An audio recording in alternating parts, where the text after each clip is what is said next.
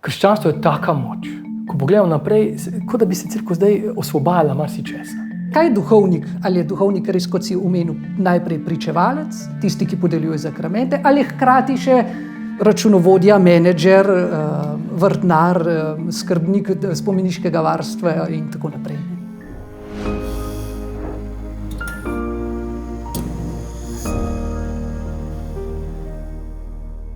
En lep pozdrav v novi oddaji Reflektor.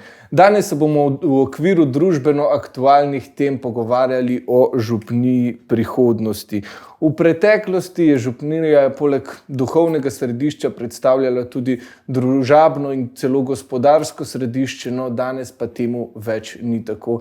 Kako se je vloga župnije spreminjala skozi čas in kakšna je župnija prihodnosti, se bomo danes pogovarjali z dvema gostoma, in sicer z Davidom Mahačičem, magistrom teologije in knjižnim urednikom na Družini.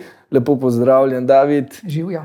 In pa Simonom Potnikom, župnikom v Slovenj Gradcu, ki že vrsto let prakticira drugačne, sodobne pastoralne metode. Simon, en lep pozdrav in dobrodošel. Hvala lepa. Ja, dolga pot je bila za vama. No, danes bomo črpali iz tele knjige James Mellon, Božja prenova.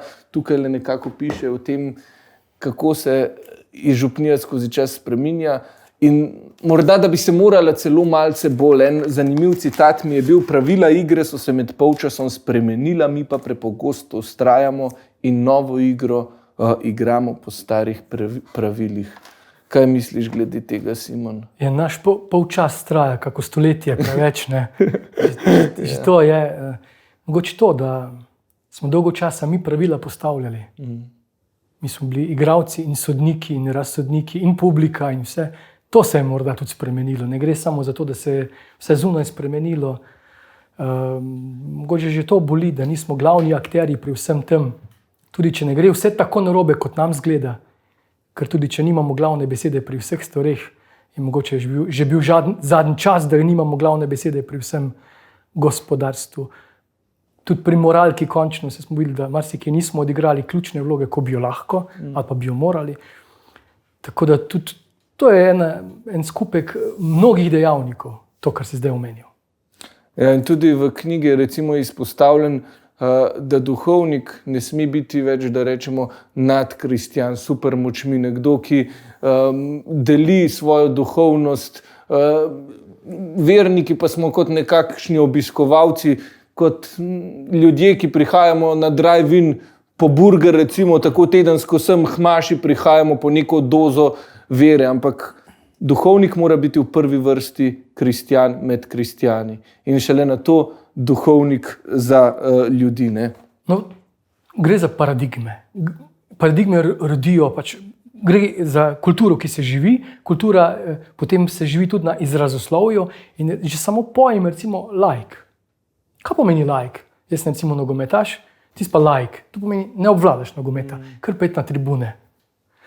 In na verskem podzavestno smo vzeli laik. No, vi se kar vsedete v klop, bom jaz povedal. Pa bo treba pa rože zaliti, bom jaz, ker sem župnik, ti si laik. In si kar za vse stvari laik, da tudi tu bo treba pojme zopet na novo osvetliti. Isto se je zgodilo lahko z ljubeznijo v današnjem času. Ali pa z življenjem, ko ga svet po svoje definira, tako bo treba to na nek način nehoteno zlorabo tega pojma tu vrniti identiteto vernikom. Ti si lepo rekel vernik, uporablja se pa pogosto laik. Recimo že to.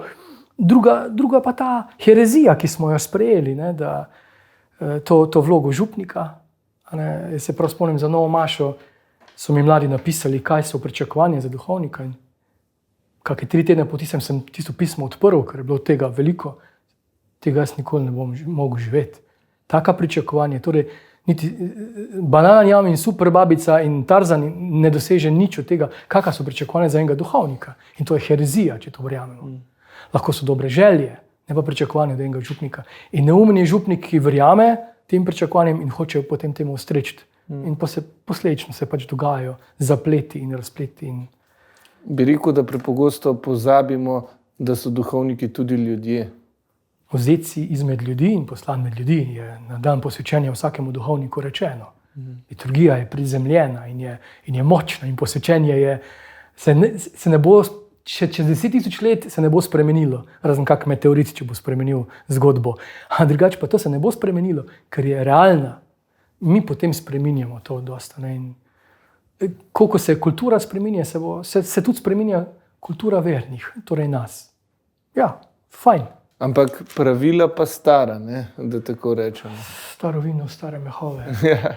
Ja. David, še eno vprašanje glede same knjige, torej dogaja se v Kanadi, v Severni Ameriki, ne?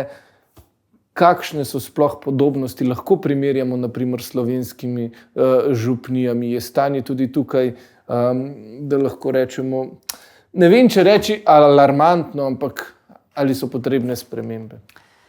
Kot v marsičem imam občutek, da recimo Slovenci malce pljamo za dogajanjem, ki ga opisuje Melon v svoji knjigi. Ne? Ker tudi ta knjiga ni pravzaprav od včeraj, je že kar nekaj let v uporabi v ameriškem prostoru.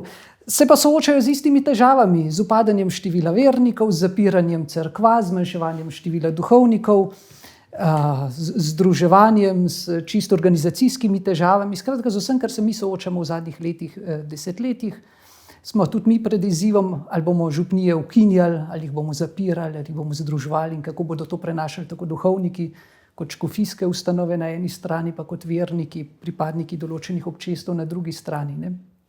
Težave so identične. Ne. Pa da rečemo, oprosti, ker te prekinjam, je težava predvsem pomanjkanje duhovnikov ali pomanjkanje vernikov? Pomanjkanje duhovnikov je po moji oceni predvsem posledica, ne vzrok. Ne, ker duhovnik je, kot je rekel Simon, ne, je poslan izmed ljudi za ljudi. In če v občestvu ne dozori ta potreba, ta pripravljenost na odgovoriti na klic, ne, potem duhovnikov ne bo. Pa to govorimo vsakršna občestva, župnijska občestva, družinska občestva, ki so pravzaprav prvi prostori te poklicanosti in vzgoje. Ne. Tako da ne bi rekel, da je zdaj pomanjkanje duhovnikov razlog za krizo. Je eden od znanilcev, eden od elementov tega izziva, s katerim se soočamo. Pa to, kaj je to pomanjkanje duhovnikov? Pa kdaj tega pomanjkanja ni bilo? Ko se spomnim, je Jezus jamral, da delavcev je malo, žetev je velika. Mislim, če njemu ni ratovalo, to, da ni papež Frančišek kriv, ali pa Benedikt, ali kdorkoli, ne. Število ne bo rešilo zadeve. Torej, krščanska cerkev rabi žive pričevalce, ne pa veliko župnikov. In če gledamo na kvadraturo Slovenije, v bistvu Slovenija je ena solidna škofija nekje v tujini. Če se bomo šli pokrivanje šahovnice naših župnij, bela, črna, potem bomo pač kmete prestavljali, dokler bomo kmete imeli. Potem bomo pa mogli, na koncu bo prišli do kralja, škofa, kraljice, ne vem, tisti, ki vodijo. Ampak se ni to ni cerkev. Tako da to pomanjkanje upad števila lahko vidimo, ampak to je vedno v naravi. To je naravna selekcija, bi rekel. Ali pa tudi, to so sadovi, ne? Da ni samo priložnost, ni samo kriza, ampak je izjemna priložnost poživitve, resničnih potreb. A ne, kar zdaj, če gledaš v tujini, kažem, Bayern München, spet futbaler, oni so imeli svojega vikarja, svojega kaplana. In ga nimajo več, a je to pomanjkanje? Pri nas še fare nimajo. A je to pomanjkanje? Kaj? Ne, tako da, jaz mislim, da ni ključno vprašanje števila duhovnikov. Sploh ni. Ampak ključno verjetno, kako se duhovniki spoprijemajo s to situacijo in kako dobri, kakovostni duhovniki so verjetno. Saj veš, je težko govoriti o kakovosti človeka, pa to, ne. Iskreno prizadevanja so, ne, ampak jaz mislim, da krščanstvo je taka moč. Jaz vedno bolj vidim cerkev kot toliko očarljivo močno, hkrati pa po drugi strani togo, sploh ko gledamo nazaj, ko jokamo za nazaj, ko pogledamo naprej, kot da bi se cerkev zdaj osvobajala marsičesa. In se osvobaja. Jaz mislim, da se zdaj s tem, ko je tepena, tudi za grehe, ki jih je storila ali pa ki jih ni, se mladi, se pomlaja, se krepi. Tako da jaz vidim, sploh ta korona čas, da vidim kot izjemen čas milosti, doživljam tudi znotraj papeža Frančiška, seveda pa po teh iniciativah, ki so nastale že, se to ni naredil Melon. Se tudi on citira mnoge, ampak hvala Bogu, to je njegov čas in zdaj delamo mi ta podcast in gremo dalje in nekdo bo na podlagi tega šel dalje. Ne? To je cerkev.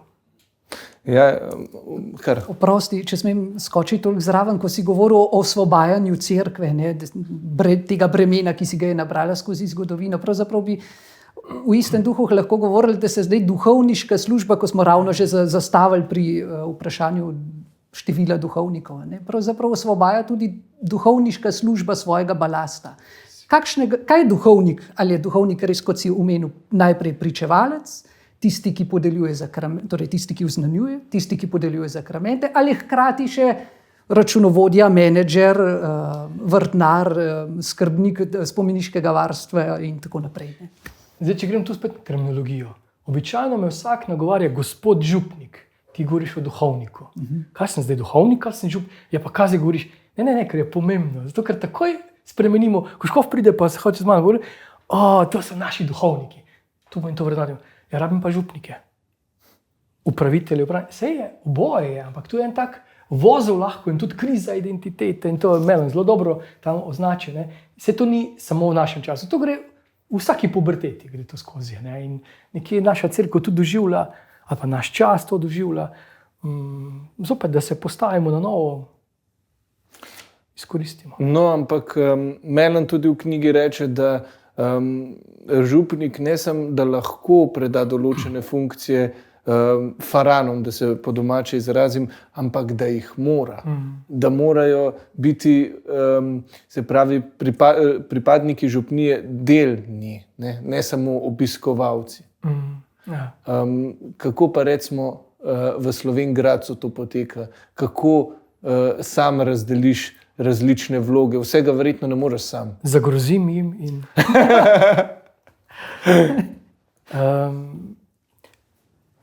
Dam primerjavo, ki jo zelo rad uporabljam. Zopet bom šel na nogomet. V nogometu jih je 11 na igrišču, v eni ekipi. Nihče ne opravlja iste vloge kot drugi, pa so ekipa. Čisto vsak ima svoje mesto na igrišču, tudi če ne zgleda od zunaj tako. Pokriva en teritorij in tudi tehniko ima svojo, karakteristiko ima svojo. Tako je v župniji, tako je v družini. Ampak zdaj problem je, če mi rešujemo eno staro taktiko igre. Imamo pa nove igralce. Seveda.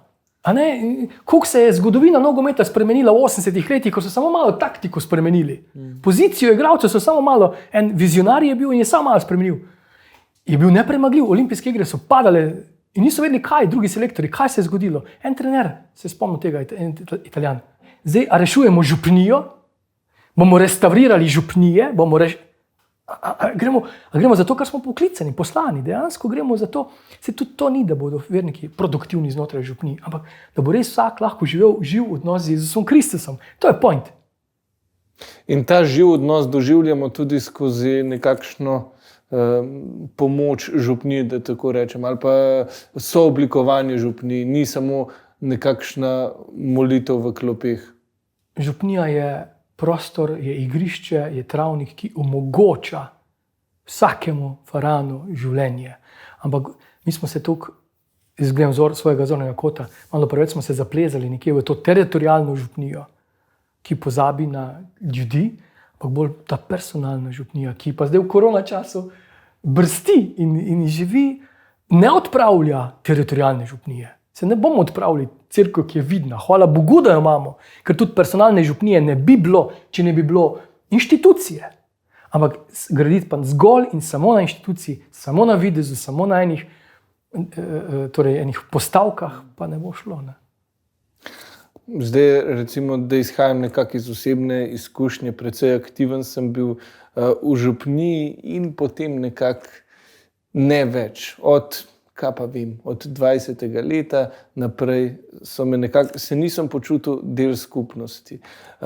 In verjetno nisem osamljen primer, ker precej tudi mojih vrstnikov, ne vem, nekako ali zgubiš neko pripadnost, ali zgubiš nek odnos do tega, kaj recimo bi bilo za župnije, morda ne vem, kaj je potrebno ravnati drugače, da bomo recimo jaz in moji vrstniki, somišljeniki ostali del skupnosti.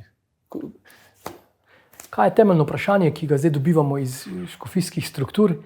Kako bomo zvozili prva sveta obhajila, kako bomo opravili birme. Kak je sad tega?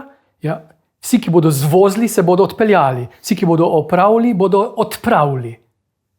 Sami polagamo ta način. Temeljno vprašanje bi bilo verjetno nekje druge. Drugo pa je to. Ok, zgodi se, karikiram, Birma, 57 birmovcev recimo, si predstavljaš, da drugo leto pride 57 v 9. razred, če imate v 8. razredu. Pa župnik znori, katehistnja znori, kuharca znori. A imate veroučnico? Imamo program v Sloveniji za te mulce, ki jih razganja? Se ne pričakujemo, se si ne želimo. A sem pregrob. Po drugi strani pa dejansko dolgo si vztrajal, do 20. leta. Kaj je bilo? Nisi imel kaj drugega? Ja, nekako sem bil animator še nekaj časa, no pa v zboru, ampak potem sem se kar počutil, občutek dobiš, zdaj sem pa že malo prestar za to. Jaz bi rekel tako, da dam še besedo. Ja. Da ti imaš zihar zanimiv pogled po moje, ampak jaz bi tako rekel. Moj problem je bil, ker je bil težišče pastorale, nosilci pastorale, ki sem jo jaz kot kaplan ali kot župnik potem, so bili mladi. To je zelo neodgovorno strani kaplana in strani župnika in strani škofa in strani vseh.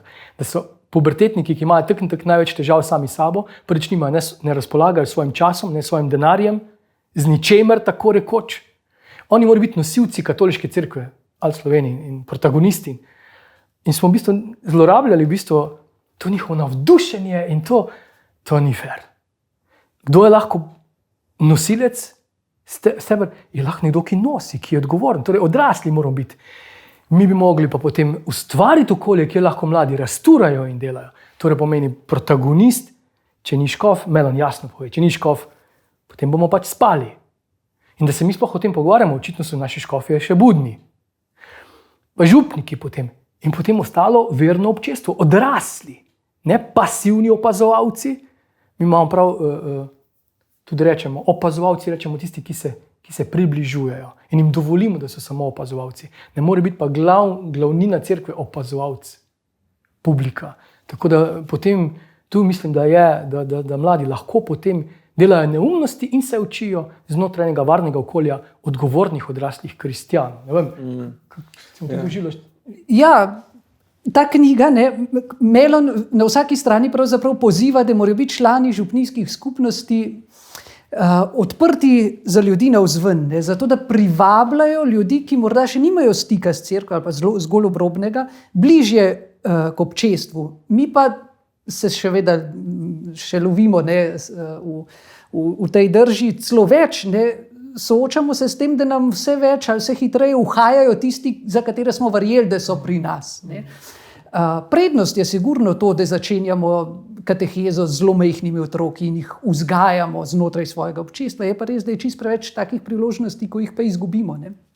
Svoje župnije, seveda imam neštevilne primere, poznam, ko so otroci, recimo zlasti fantje, dolga leta ministrirali, ko so odrasli, prešli neko pubertetno adolescentno obdobje, prenehali z ministriranjem in niso več našli mesta v cerkvi, kjer bi se dobro počutili in so opustili obiskovanje bogoslužja, s časoma tudi vsakršno zvezo z občestvom. Enako člani mladinskih pevskih zborov, so odrasli, so se poročali, so dobili otroke, ker naenkrat niso več našli svojega mesta v cerkvi.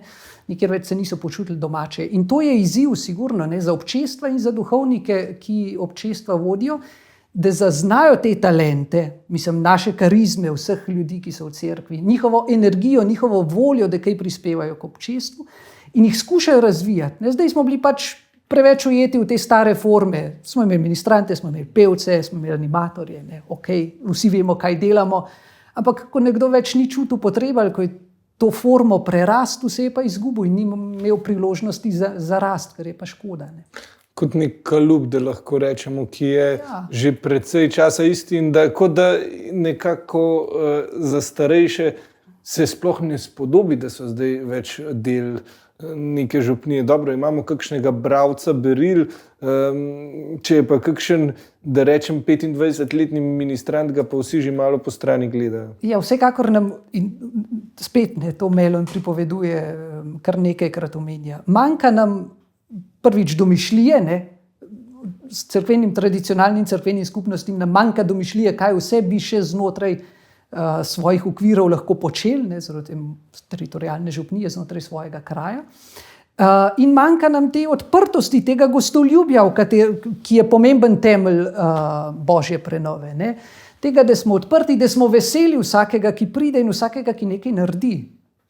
Eno zanimivo vprašanje. Bil sem povabljen zdaj ravno v času korone na neko spletno mladinsko veroučno skupino in smo se malo pogovarjali. Pa me je en fant vprašal, a se ti zdi narobe, da nekdo pride v stično, recimo samo zato, ker se ima fajn, ali pa da pride na verouk samo zato, ker mu fino fuzbal špilati. In tukaj jaz sem rekel, hvala Bogu, da bi bila naša cerkev toliko dobra, da bi ljudje tja hodili, ki se imajo fajn. Ne? In šele, ko se človek v redu počuti, lahko se mi zdi tudi nekako zbliža ali pa zares udejstvuje v župniji. Jaz lahko povem svoje izkustvo, ko sem šel tja v Halifax, par let nazaj, 3-4 leta nazaj, smo šli na to konferenco njihovo, z ekipo smo šli za nekaj dni več, ko sem rekel, hočem jih videti, ko ni konference. Ker jaz tudi lepo nastopam, se znam lepo urediti, če... Dajmo ti verjetna beseda. Ja, tako. Ampak hočem te videti v tvojem vsakdanu. Kak ste vi, ko nas ni tukaj. No, in prvo, kar je bilo, jaz sem imel, pač ta dobrodošlica, meni se je malo upiralo, priznam. Ko smo prišli, okrog 300 upokojencev je skrbelo za dobrodošlico in za vse, da je vse teklo. To je taka bomba, taka energija, taka pozitiva, taka moč, lepota. Vsi, ki niso več aktivni, kaj imamo mi za ponuditi pevski zbor, hkrati se pa jezim jaz, spet bojo to ti peli. V resnici so koristni in dobri in močni. In toliko so vitalni zaradi tega, tudi med seboj, in so spremljani. Niso samo prepuščeni, ker konflikti takoj pridejo. Takoj, ko sta dve upokojenki skupaj, so že 3 konflikti. Ampak če spremljeno sta pa v ljubezni in so toliko močni bili. Potem smo šli mi po konferenci, 3 dni je trajala, smo šli v sosednje župnije. To se pa počne zelo domače. Noben ni opazil, da sem prišel, lahko delam, kar hočem, razen čudno me gledajo. To je pa tako pred nas doma. Drugače vstanem v cerkvi, pa že vsi gledajo, zakaj je zdaj vstal, zakaj je vsedel. Medtem ko tu v Halifaxu sem pa res čutil, oni pa res poskušajo. No, in ko smo ostali dlje časa, je res fascinantno. Oni živijo ta način. Oni ne delajo, oni se ne delajo, res živijo. In moram opisati, da me je prevzelo. Da smo tudi potem doma, fajn, da sem doživel to, da smo doma začeli verjeti v to. Ni možno. To ni ameriški način, zato ker v Ameriki je več zelo naših načinov, da bi se ne pohujševali. Tudi ta knjiga ni amerikanizacija, ker sem že to slišal. To je laž. Potem kaj imamo mi? Rimoizacijo. Ampak je en poskus živega, dejavnega. Ja, in ravno to, neka živost, se mi zdi, da tudi pri samem bogoslužju je stvar, ki jo načeloma sploh, pa ne bom rekel sploh mladi, verjetno vsi kar precej pogrešamo, tudi sam sem veliko potoval po svetu, poleg tega, da sem šel se pravi v različne rimokatoliške cerkve, sem tudi obiskoval naprimer protestantsko mašo in tako naprej. V Tajzeju sem bil, ki je tudi povsem drugačen pristop recimo in res se veliko lahko naučimo od same energije. Med bogoslužjem, med petjem, med glasbo, tudi to je recimo v knjigi dobro opisano. Ne vem, začutiš lažje božjo prisotnost, več je neke dinamike, bolj začutiš energijo. No? Se mi zdi, da pri naši maši pa vsake toliko časa se tudi zalotim, ker nam naredi klasično, ker nam nos dol potegne. Znamenja pobožnosti, ja. Sej, ni problem z našo mašo, nič ni narobe z našo mašo. Naše maše so recimo lahko so za prepričane vernike. To je zelo, ne moreš reči dobra maša, slaba maša. Maša je zakrament in je evharistija in je višek, ampak za nekoga, ki se hrani s tem, ampak mleka sem vam dal piti, pravi Pavel, mi pa tega nimamo, stopne meste. Mene je bilo prav sram, recimo, ko sem razmišljal, sošolce iz srednje šole, jaz jih nimam kam povabiti, jaz nimam nič za njih, kakega nekrščenega prijatelja, jaz mu ne morem kaj ponuditi, ker vse, kar imam, je že toliko dodelano, pa tako. In ko je prišel en sošolc k Maši, k nam, je rekel, pa vi se ne marate. Tako zgleda. Pa ni res. Ampak naša liturgija je pač taki med tednom, Maša, ki ni temu namenjena, da bi se mi družili, da bi se pogovarjali. Hkrati pa to ne pomeni, da tako tudi na zunaj in samo tako lahko je in mora biti. Ne. Bolj bi rekel to ključni moment, recimo, kar tudi Melon, kar mi je šlo najbolj na živce pri njem, ker je vsaka tretja beseda bila alfa. Mi smo tudi začeli potem z srečanji alfa in vidim, zelo obogljivi smo bili, nismo tipično slovensko poslovenili in predrugačili, ker smo toliko drugačni in toliko boljši. In očekuje. Predvsem to, ko si rekel, mi ne rabimo nič spreminjati liturgije, nobene Maše. Zdaj bo župnik drugače oblačil. A je res Jezus v našem sredi, pa ga res poskušamo živeti, a poskušam jaz, da bi ti dal, ko govorimo o nogometu, si želim samo to, da boš koštal enkrat nogomet. In če sem doživel Jezusa Kristusa, si želim samo to, da bi ob meni doživel Jezusa Kristusa, da bi samo malo ga lahko okusil. Samo to si želim. Posledica pa bo, da boš verjetno začel k Maši hoditi. Lahko te pa strpam v Mašo in v Birmo in še v kaj, pa ne boš nikoli srečal Kristusa. A pa ti bom celo lahko onemogočil. In to sem pri njih doživel. Preko tečaja, preko teh srečanj alfa, neobremenjeno vstopno mesto. In potem si pa privoščijo to, da so zahtevni do liturgije, do glasbe. Pa si lahko zahtevno. Ne. Ampak še vedno imaš fokus v nekdo, ki pride, da se bo čutil res dobrodošljega. Pa samo to ni dovolj, ne? Ker imamo razne seminarje, ki se čutimo dobrodošli, ampak tu je najboljša vsebina, kar je možno, je lahko tu. Ne? Ja, in spet je zdaj vprašanje, kako pa privabiti tiste. Ne? Če ne živiš za res vere in prideš k Maši, k bogoslužju, se ti zdi na začetku res ravno o tem so govorila precej monotono, kako pa privabi tudi, ne nazadnje tudi v knjigi, smo misijonska cerkev, ne?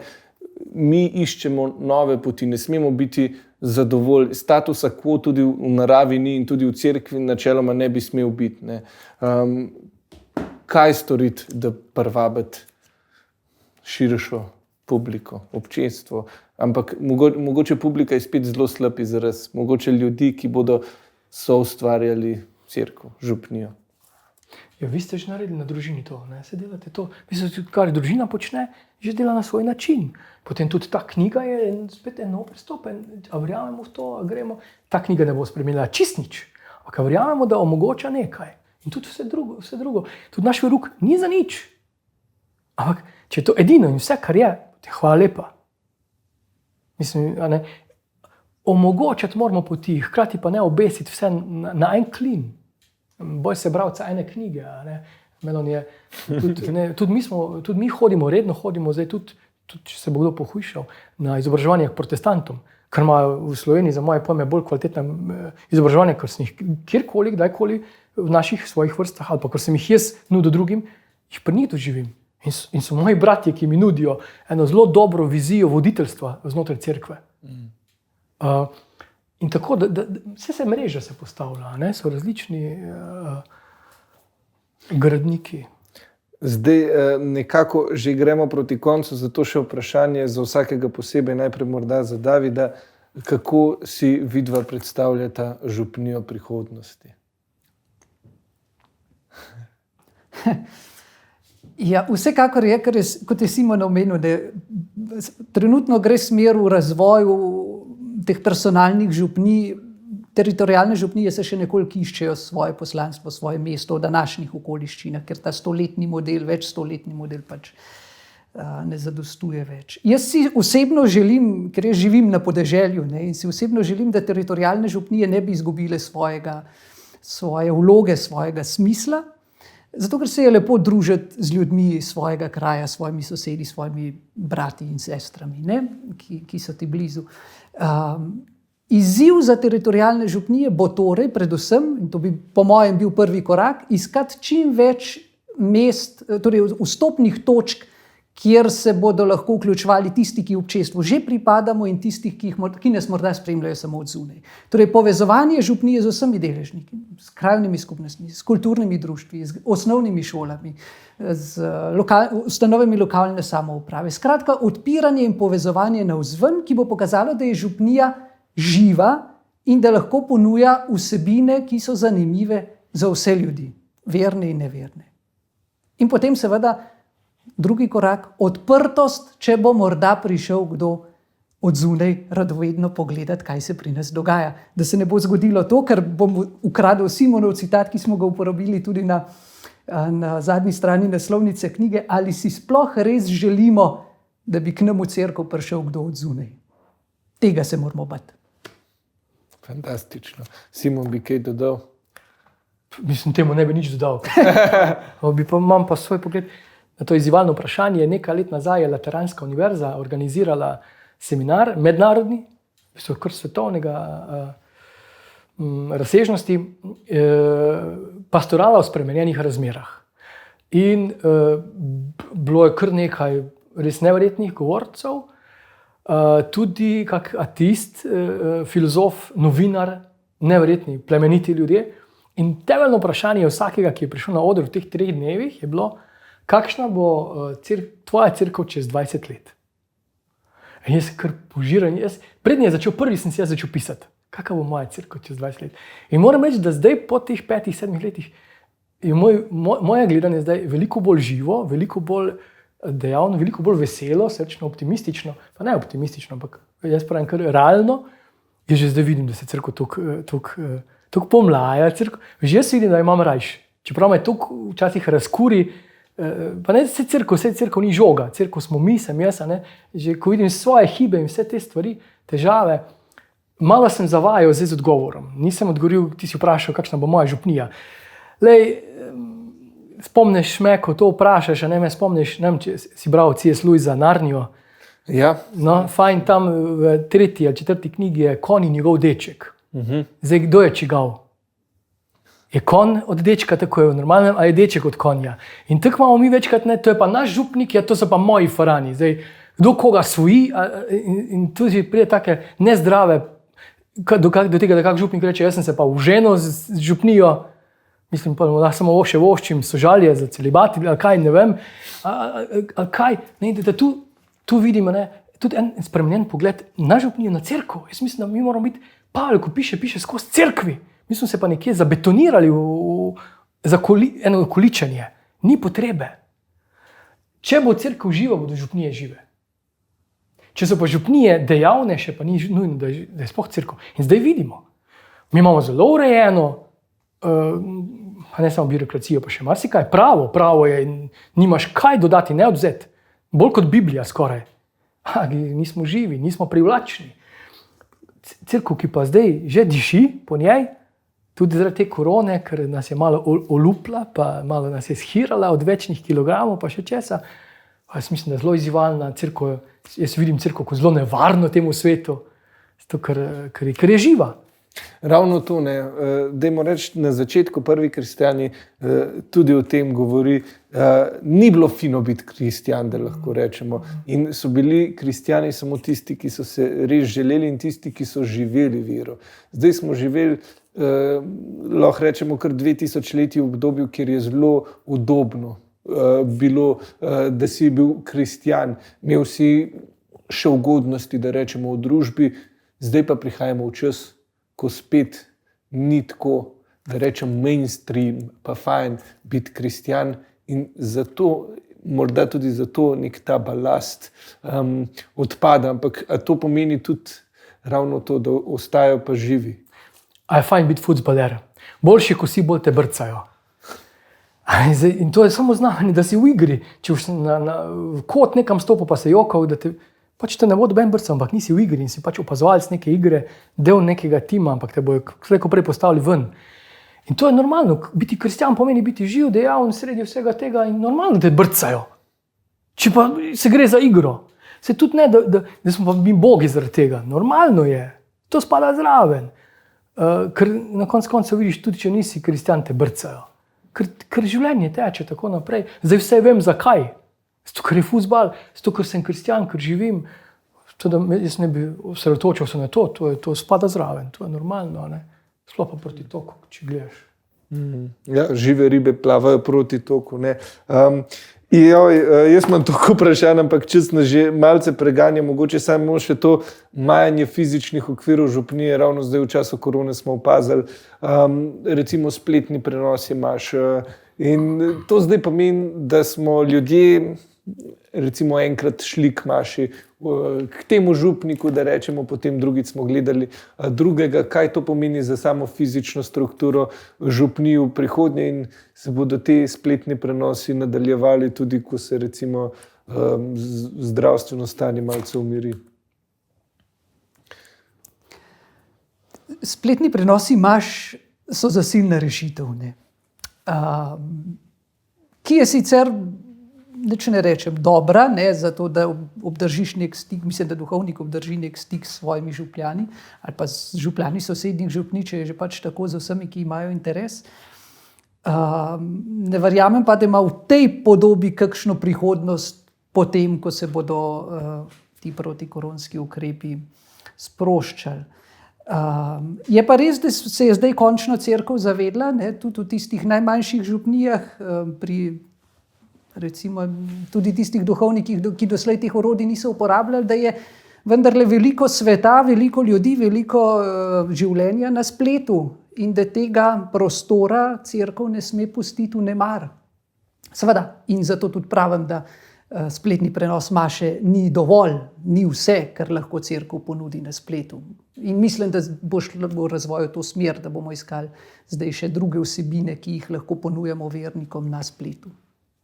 Eden izmed njih tudi tale oddaja, no, tudi se bo predvajali tako na YouTubeu in na družininih spletnih platformah, tako da nekako prihajamo tudi na splet, ampak ne moramo pa prek spleta doživeti recimo Evharistije. Ne. To pa je ena izmed takih stvari, vseeno lažje prenašati marsikaj drugega prek spleta, kot pa samo maša. Lej, vse to je res, ampak o tem ne rabimo govoriti. To je kot, da bi zaljubljencu govorili, lej, a veš, to, da se s punco pogovarja preko telefona, to ni isto, če ti poljubiš. Pa vsak butelj to ve. Ja.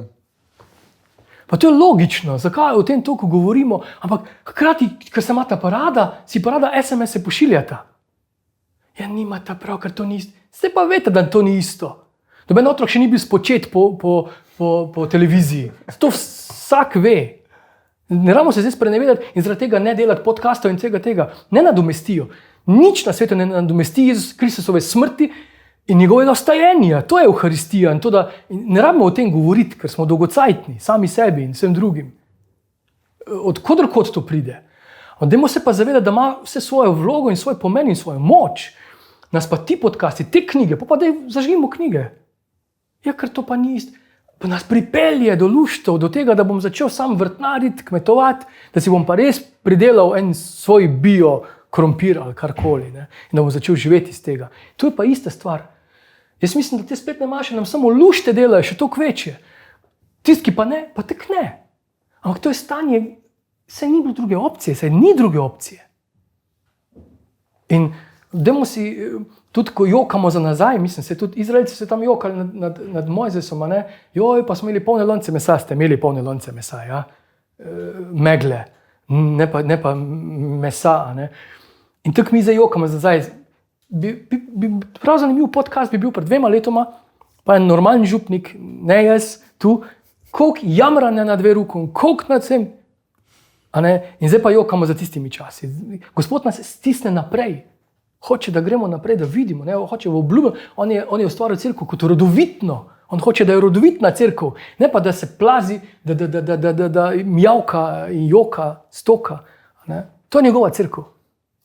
Simon, najlepša hvala, prav veseli me, da sem zastavil tako dolgočasno in jokajoče vprašanje, da sem dobil tako genijalen odgovor in ravno s tem besedam je čas tudi, da se poslovimo. Hvala vam, da ste bili z nami do konca današnje oddaje in hvala seveda David in Simon, da ste si vzela čas, prišla k nam v gostje in seveda povedala toliko enih modrosti. Jaz vam želim še naprej uspešno delo, ostanita samo svoja in še naprej Božja. Božja, tako.